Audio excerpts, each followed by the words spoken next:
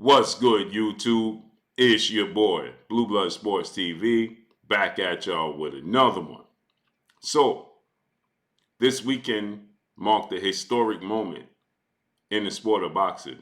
History was on the line, and history was made as now undefeated three-division world champion, former junior welterweight undisputed world champion, now currently the reigning undisputed welterweight world champion, superstar boxer who is widely considered by many to be the number one best pound-for-pound fighter in the world, and Terence Bud Crawford, who is now 40 wins, no losses, no draw, 31 big wins by way of knockout, 35 years of age, 5'8" with a 74-inch arm reach. As he puts on an absolute clinic and dominating performance in what was seen to be the biggest fight in 40 years since September 16, 1981, when Sugar Ray Leonard took on Thomas the Hitman Hearns for Undisputed. Well, Terence Crawford took on defeated and dominated then undefeated unified three-belt WBA, WBC, IBF welterweight world champion superstar boxer who is widely considered by many to be top two, if not number one, definitely top five pound-for-pound best fighters in the world, in Earl the Truth Spence Jr. Earl Spence Jr. is now 28 wins, one loss, no draws, 22 wins by way of knockout. He is 33 years of age, 5'9.5" with a 72-inch arm reach. This was seen to be the 50-50 fight, if there ever were one, in the sport of boxing. And Terence Crawford put on a dazzling, dominating, shocking performance to most, dropping Errol Spence 3 times and stopping him in the 9th round. And we know, heading into that fight, Terence Crawford had a spat and was going back and forth with another rival who happens to be a close friend, a training partner, a stablemate, and 3-time junior middleweight world champion, the undisputed junior middleweight world champion, superstar boxer, who should be, and in my book, should be considered top 5 pound-for-pound best fighters in the world, and Jermell Ironman Charlo, who has a record of 35 wins, 1 loss, 1 draw, 19 wins by way of knockout, 33 years of age, 5'11.5" with a 73.5-inch arm reach. He trains with Errol Spence, they're close friends, training mates, and he also trains with Errol Spence's trainer, 2-time trainer of the year, future Hall of Famer Derrick James, right? And Jermell Charlo had made a statement when asked about this massively anticipated fight between Terence Crawford and Errol Spence. He obviously was going to side with Errol Spence, who's a close friend of his, and he said that Errol Spence is going to knock out Terence Crawford. He's going to dominate him. And Terence Crawford didn't take too kind to that. He said, I don't have no problem with him picking Errol Spence, but he's talking about, I ain't fight nobody. I'm too little. I'm too small. I'm going to get knocked out. Terence Crawford took offense to that. He said we was always cool leading up into that. But then Terence Crawford, he stated, now I want to fight him. Now he going to pay for it. Right? To which Jermell Charlo, he stated that, Terence Crawford too small to come up to 54. He got to worry about Errol Spence and fight Errol Spence. That should be his concern. That's what Jermell Charlo stated. And Terence Crawford said, when I come up, I'm taking his belts. Right? I'm getting you next. And so it didn't fail. Jermell Charlo was ringside.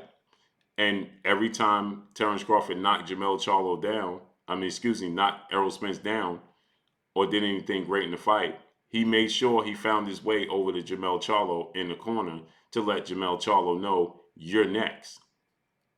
Finally, when he stopped Errol Spence in the 9th round, Terence Crawford ran over to the corner where Jermell Charlo was, stood on the ropes, told him, you next, told him, give me my props, give me my credit. And essentially, you can see Jermell Charlo, I guess he's telling him, you did your thing. Because then Terence Crawford responds to Jermell Charlo by saying, thank you. Thank you. He nods his head and he gives him a bow. Thank you. Right? Now, obviously, many people are calling for that fight. Jermell Charlo stated that he's going to come back down to 54 and he'll fight Terence Crawford. Right? According to his interview with Brian Custer, he'll come down and he'll fight, Terence Crawford. But Jermell Charlo has a massive fight on his hands, September 30th. Las Vegas, Nevada, T-Mobile Arena, exact same arena that he just witnessed Errol Spence get stopped in and lose all his belts.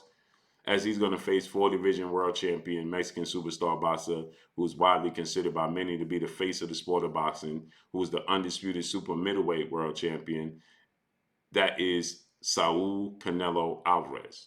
Canelo Alvarez is top 10, still top 5 in many people's eyes, pound for pound best fighters in the world. He has a record of 59 wins, 2 losses, 2 draws, 39 big wins by way of knockout. And he's highly motivated for this fight with Jermell Charlo. Now, he's 33 years of age, 5'8", with a 70-inch arm reach. So he's 4 inches shorter with a 4-inch arm reach disadvantage. Okay? With that said, Canelo Alvarez is extremely motivated for this fight with Jermell Charlo because Jermell Charlo had been calling for this fight for quite some time. And now the fight is upon us. And Canelo Alvarez never seems to miss a moment to let Jermell Charlo know he's getting super ready for this fight. And Jermell Charlo is moving up from 154 to 168. Now, everybody expected Jermell Charlo's identical twin brother, Jermall Charlo, who's an undefeated 2-division world champion and the reigning WDC middleweight world champion, to be the chosen one to fight Canelo Alvarez. He has a record of 32 wins, no loss, no draw, 22 wins by way of knockout. They're identical brothers, so they're the same age, but he's slightly taller, inch taller, 6 feet tall, with a 74-inch arm reach. And so Jermell Charlo stated that it was always him. So now he's jumping up 2 weight classes. But the IBF and the WBO stated that they're not going to strip Jermell Charlo and they're going to allow him to stay the champion because he's just daring to be great. Now, he stated, according to reports and Brian Custer, that he's willing to come back down to 154 and challenge Terence Crawford. Terence Crawford move up. Now, Terence Crawford, he has an immediate rematch with Errol Spence Jr., and Errol Spence Jr. already activated the rematch clause. So with that said, right, he's going to have to fight Errol Spence again in December, right? That's what it's looking like. There's reports that it could be December 9th, but definitely the first 2 weeks in December. So he's going to have to honor that rematch clause, fight Errol Spence, and that's going to be at 154. As he already, in a post-fight press conference, he already accepted the challenge that Errol Spence laid forth, was saying, let's have the rematch at 154. And Terence Crawford said it's not easy for him to make 147, so he has no problem going to 154. So it looks like they're going to fight at 154, and he's going to vacate the titles.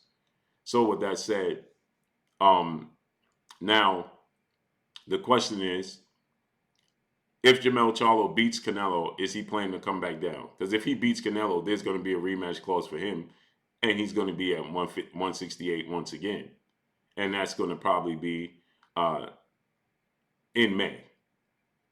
Now, Terence Crawford turns 36 in September. So it's like, they're missing each other. If Jermell Charlo didn't take this opportunity with Canelo Alvarez, then it would make sense to even happen next. Because maybe they could find a way that Errol Spence, take step aside. Because the fight between Errol Spence and Terence Crawford, it wasn't even close. It was a dominating performance. Now, Errol Spence, he took to social media and he said, I'm cut from the era where I don't make excuses, and even if I had one, I wouldn't tell you about it. That's what Errol Spence stated. So with that said, it just is what it is. But this is a massive fight, Jermell Charlo and Terence Crawford. There's a big storyline there, right? And this would give Terence Crawford the opportunity to become undisputed in 3 separate weight classes. He became the first male to become undisputed, hold all 4 major sanction belts in 2 separate weight classes. He became the first male to hold undisputed 4 major sanction belts at junior welterweight, and now the first one to hold all 4 major sanction belts at welterweight. And if he can do this and fight Jermell Charlo, that makes sense, right, to become undisputed. Now, Jermell Charlo said he's willing to come down. Win, lose, or draw, he'll come down and fight Terence Crawford. So Terence Crawford gets acclimated in 154, fighting Errol Spence Jr., and then his next fight, they'll fight in December. Now, again, if Jermell Charlo beats Canelo Alvarez, all bets are off, because he's going to have to rematch Canelo in May.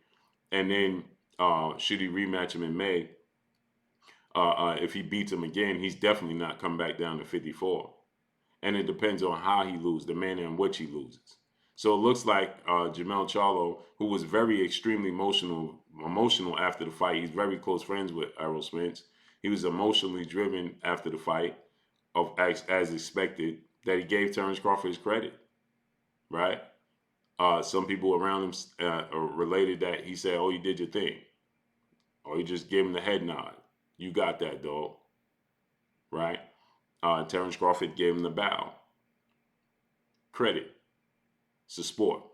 So let's see how this unfolds playing out moving forward. But that's all I got for y'all. Make sure you hit the like button. Drop a comment in the comment section. Let me know what y'all think. Y'all already know what it is. It's your boy Blue, Blue Blood Sports TV. Hate, like, comment, and subscribe. You haven't subscribed, hit the subscribe button, hit the like button, hit the bell icon to get all the new notifications. Follow me on Instagram at Blue Blood Sports TV, all one word. Y'all already know what it is. Shout out to the entire LDBC. Shouts out to Black Media Raw. Make sure you like and share the videos. That's all I got for y'all. Peace.